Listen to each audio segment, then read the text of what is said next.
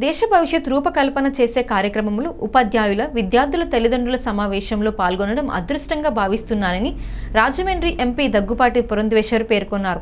స్థానిక ప్రభుత్వం బాలికోన్నత పాఠశాలలో జరిగిన మెగా పేరెంట్ మీటింగ్కు ముఖ్య అతిథిగా హాజరయ్యారు. దగ్గుబాటి మాట్లాడుతూ పిల్లల్లో మన భారతీయ సంస్కృతి పట్ల అవగాహన కల్పించడం ముఖ్యమన్నారు. మంచి పౌరులుగా విద్యార్థుల్ని తీర్చిదిద్దే బాధ్యత తల్లిదండ్రులు, ఉపాధ్యాయులు తీసుకోవాల్సి ఉంటుందన్నారు. విద్యార్థుల్లో ఉన్న ప్రతిభను, నాయకత్వ లక్షణాలను దగ్గరుండి చూసే వ్యక్తి ఉపాధ్యాయులు అన్నారు. పేరెంట్ మీటి సమావేశంలో విద్యార్థుల తల్లిదండ్రులతో ఉపాధ్యాయులు నేరుగా మాట్లాడే కార్యక్రమం ఏర్పాటు చేయడం, అందులో తనను భాగస్వామ్యం చేయడం ఎంతో ఆనందాన్ని, సంతృప్తి కలుగజేసిందన్నారు. పిల్లలకి పాఠాలు మాత్రమే కాకుండా నైతిక విలువలు సైతం తెలియజేయాల్సిన బాధ్యత మనందరిపై ఉంటుందన్నారు. DEO K Vasudevarao, HM Sharadadevi, జిల్లా అధ్యక్షుడు పక్కి నాగేంద్ర, పేరెంట్ కమిటీ సభ్యులు పాల్గొన్నారు.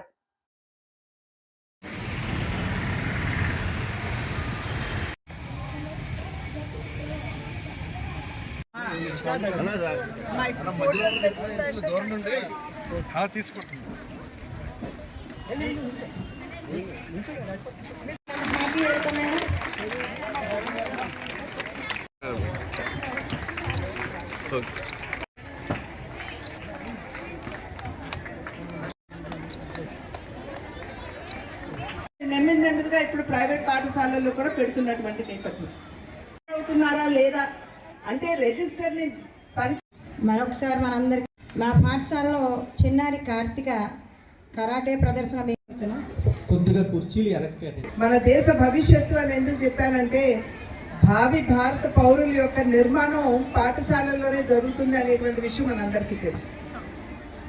బిడ్డలందరికీ కూడా కేవలం పాఠాలు మాత్రమే కాకుండా నైతిక విలువల్ని సైతం వారికి తెలియజేస్తూ రేపు భారతదేశ అభివృద్ధిలో భాగస్వాములు అయ్యేటువంటి ఒక తరాన్ని చక్కగా దిద్దుకునేటువంటి ఒక అవకాశం మన పాఠశాలల్లో ఉంటుంది. సాధారణంగా విద్య అనే పదాన్ని నిర్వచించమంటే చాలా వరకు మనం కేవలం దాన్ని పాఠ్య పుస్తకాలకి, టేబుళ్ళకి, కుర్చీలకి, బ్లాక్ బోర్డుకి, చాక్ పీస్కి మాత్రమే మనం పరిమితం చేస్తూ ఉంటాం.